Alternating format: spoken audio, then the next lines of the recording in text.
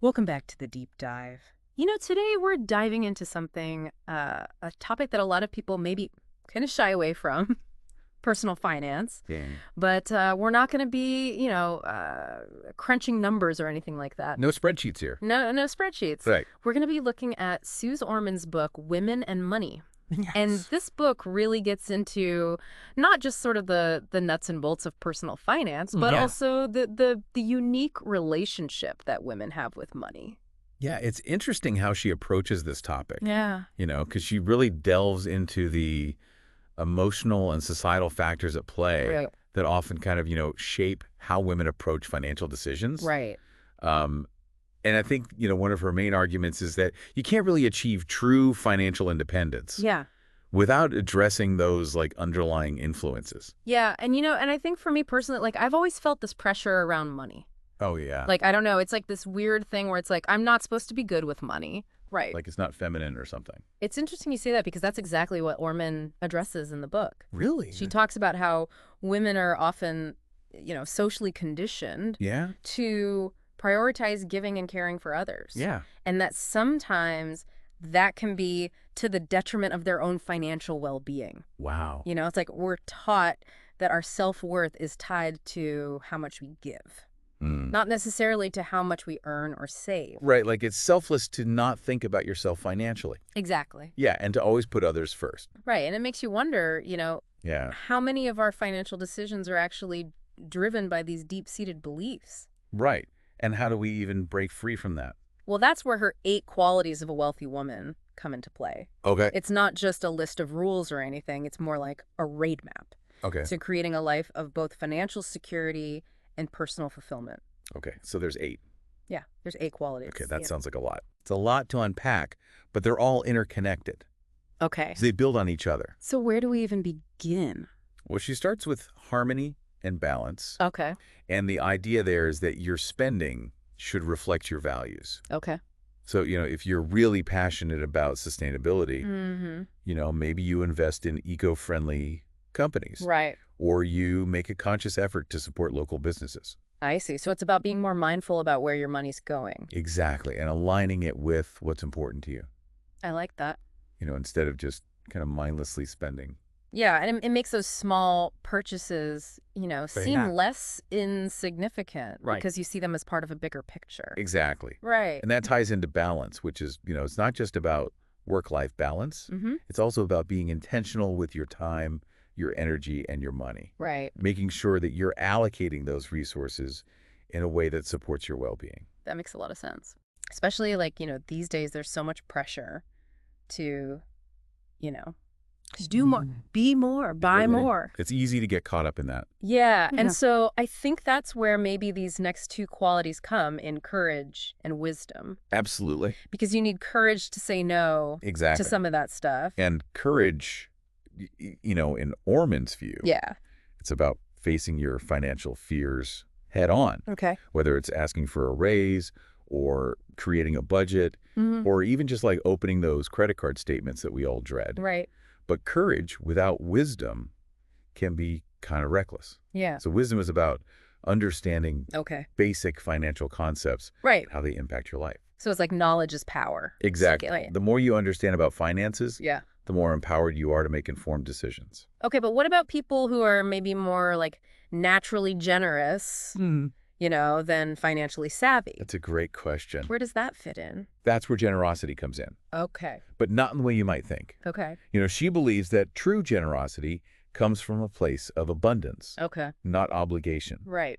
So it's about shifting your mindset from scarcity Mm-hmm. to recognizing that you have enough to share Okay. without jeopardizing your own financial well-being. So it's like instead of feeling guilty about spending money on yourself, Right. it's about building that solid foundation so you can give freely Exactly. without feeling depleted. It's about giving from a place of empowerment, I like that a lot. not from a place of, lack Right. or guilt. Okay. So we can be generous, but we have to be smart about it. Absolutely. But it can't all be about like, delayed gratification, Right. right? Like where does enjoyment come into this whole thing? Well, that's where happiness comes in. Okay. She emphasizes that money should serve your life goals, Okay. not the other way around. Right.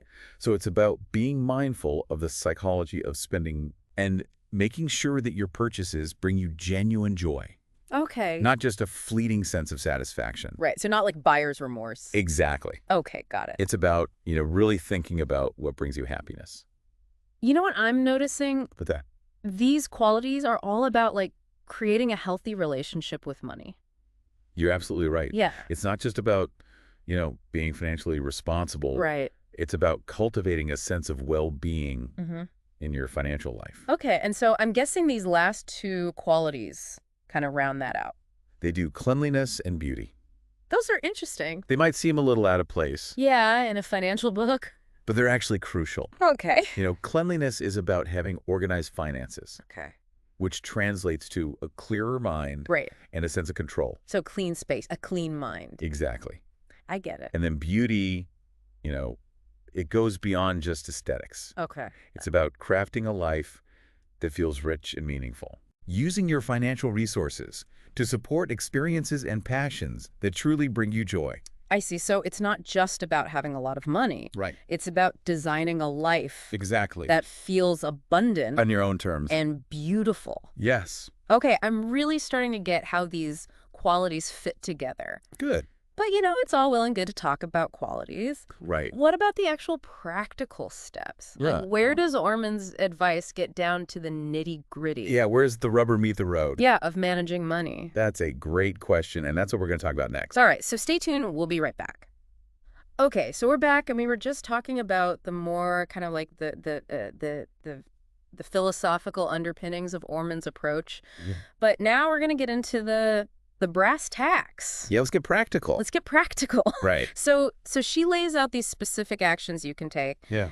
starting with these 4 must-have documents. Yes. Okay, and these documents, like, what's the purpose of them? Well, they provide like a foundation for financial security Okay. and control. It's like Right. building a house. You need a solid foundation I see. before you can start like adding on all the fancy stuff. Right. So these documents are kind of like the legal and logistical framework Okay. that protects your assets Okay. and ensures that your wishes are carried out Okay. no matter what happens. Okay, so it's like having that, like, a safety net in place. Exactly. Okay, so what's the first document on the list? Well, the first one is a revocable living trust. A revocable living trust. It might sound kind of intimidating, but it's basically Yeah. a legal document that outlines how your assets will be managed and distributed Okay. if you pass away. Okay.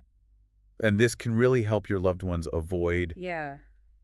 a lengthy and expensive probate process, Okay. making things a lot smoother for them. So it's about making it easier on your family, Exactly, taking care of them, even after you're gone. even after you're gone. That's right. Okay, that makes a lot of sense. Yeah. Okay, so what's the next document? Next up is a will, Okay. Oh, will. which is, I think, a little more familiar to most people. Right. And that specifies who inherits your property, Okay. after you're gone. Right.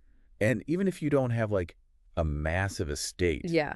a will is still really important Okay. to ensure that your wishes are respected Right. and to minimize any potential conflicts. Right. Those family feuds. Yeah, exactly. Yeah, you want to avoid that. You don't want to leave things open to interpretation. No. Right. So it's about clarity. Clarity and peace of mind. Okay. 2 down, 2 to go. 2 to go. All right, what's next? What's next?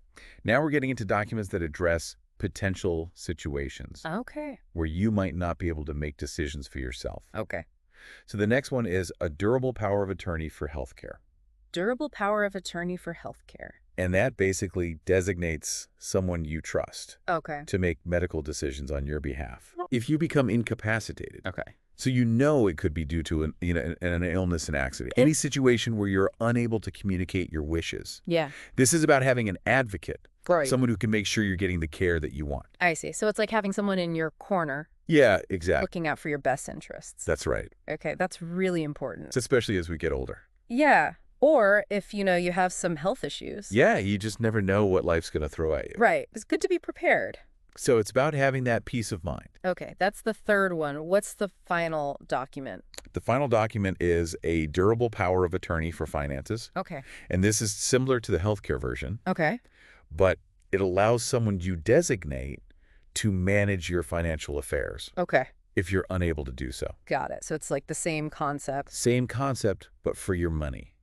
Okay. So again, it could be due to an illness, an accident, Yeah. anything that incapacitates you. This ensures that your bills are paid. Right. Your investments are managed. That your finances are taken care of. Exactly. Okay, so it's like a safety net. A financial safety net. For your money. That's right. Okay, so those are the 4 essential documents. Yes, those are the foundation. But what about like the day-to-day stuff? Okay. Like, does Orman offer any guidance on like how to manage our money? Have a lot. Practical level. She has a 5-month plan A 5-month plan. called the Save Yourself Plan. Save yourself. And it's designed to like break down those big financial goals Okay. into manageable steps. Okay, I like that. And it's not about deprivation. Okay. It's about building a solid foundation Okay. and creating healthy habits that will serve you for years to come. 5 months to financial freedom. Well, she doesn't promise complete financial freedom in 5 months, Okay. but it's a great starting point. Okay, tell me more about this plan. Okay. So month 1 is all about awareness. Awareness. She emphasizes tracking your expenses and really understanding where your money's going.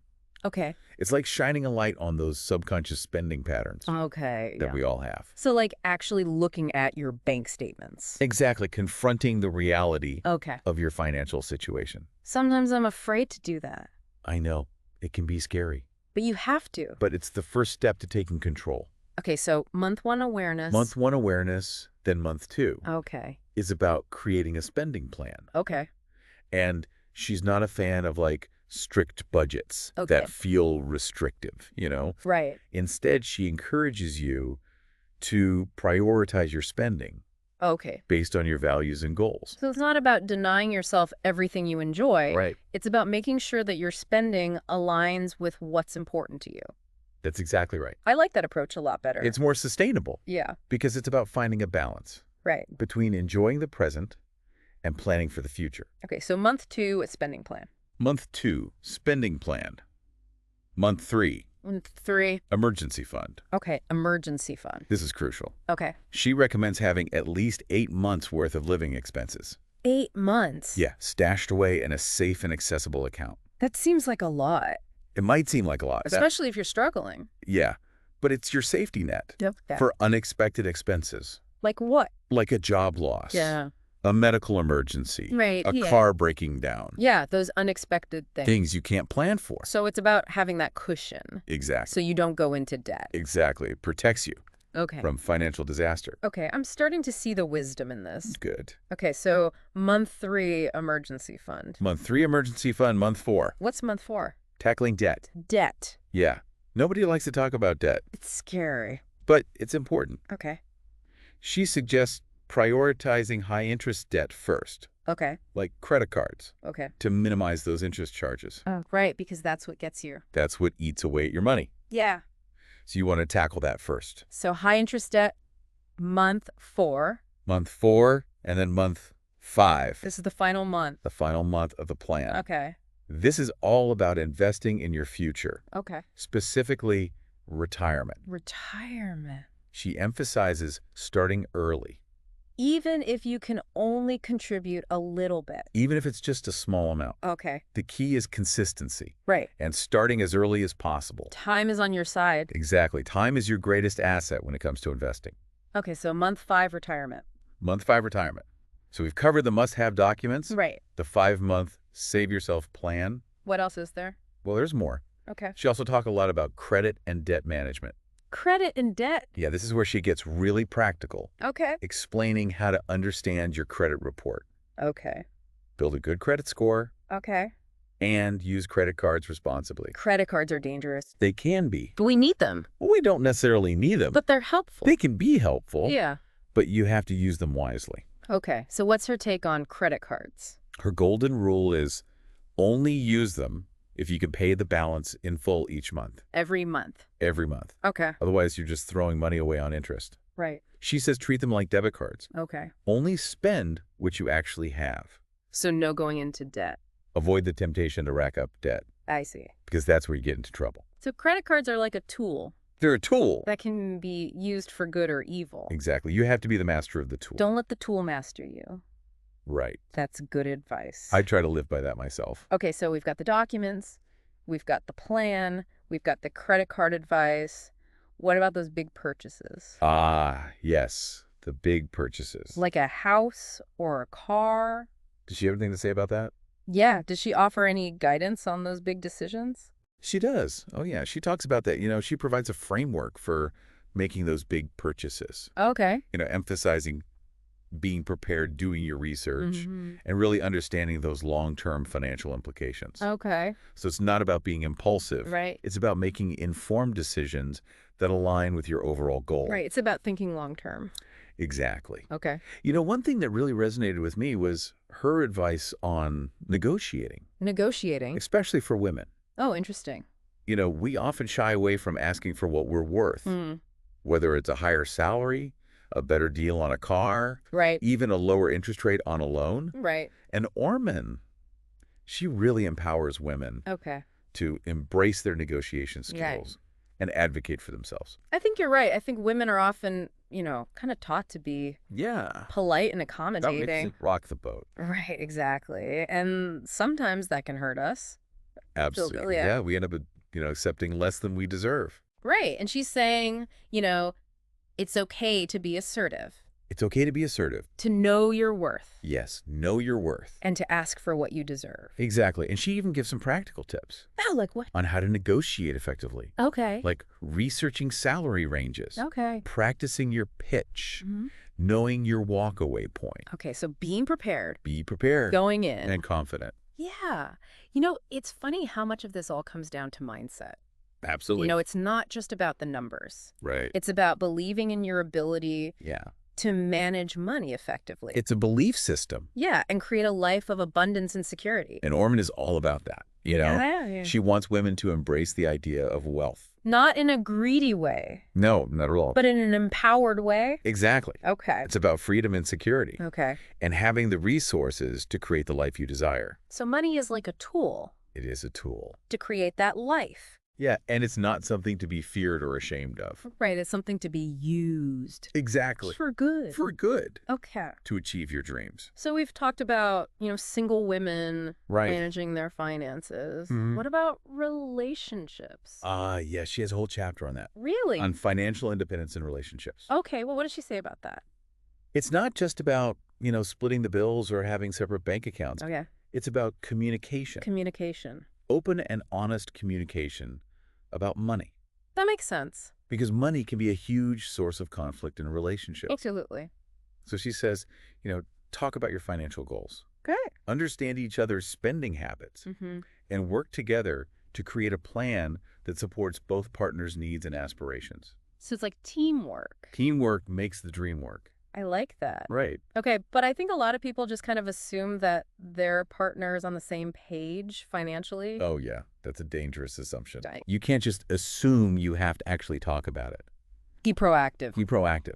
Have those conversations. Even if they're uncomfortable. Even if they're uncomfortable. Okay. Because it's better to address those issues head on Right. Than to let them fester. than to let them build up and explode later. Right. Okay, I get that. So it's about creating a shared vision for your financial future As a couple. as a couple. Okay. And does she talk at all about protecting yourself financially? She does. She stresses the importance of that, Right? even within a committed relationship. Okay. Because things happen. Things happen. You never know what the future holds. So it's not about being distrustful. No, it's not about distrust. It's about being prepared. It's about being prepared and having a plan. Okay, so it's like hope for the best, but prepare for the worst. Exactly. And she talks about things like prenuptial agreements, Okay. co-signing loans, Mm-hmm. managing joint accounts. Okay. And she also encourages women to maintain some level of financial independence, Even if they're married. even if they're married. Okay, so it's like having your own safety net. It's about having options, Right. knowing that you're not completely dependent on your partner For your financial well-being. for your financial security. That's so important. It's about empowerment. She really covers everything. She really is. From the emotional side of things Mm-hmm. to the practical steps To the nitty-gritty. of managing your money. She leaves no stone unturned. And it's all delivered in such a clear and relatable way. She's a great communicator. She is. She doesn't talk down to her readers. Right. She empowers them, I like that. gives them the tools and the knowledge to take control.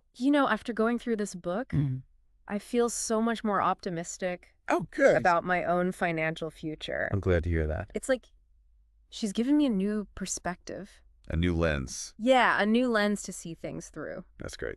So thank you. You're welcome. This has been a really great deep dive. Yeah, this was a good one. I feel like we've learned so much. We've covered a lot of ground. And I hope our listeners feel the same way. Me too. I hope they're feeling empowered To take control of their finances. and create a life that they love. So that wraps up our deep dive into Suze Orman's Women and Money. Great book. Yeah, we highly recommend it.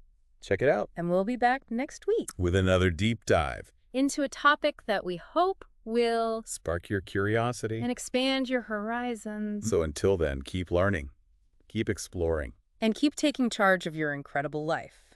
We'll see you next time.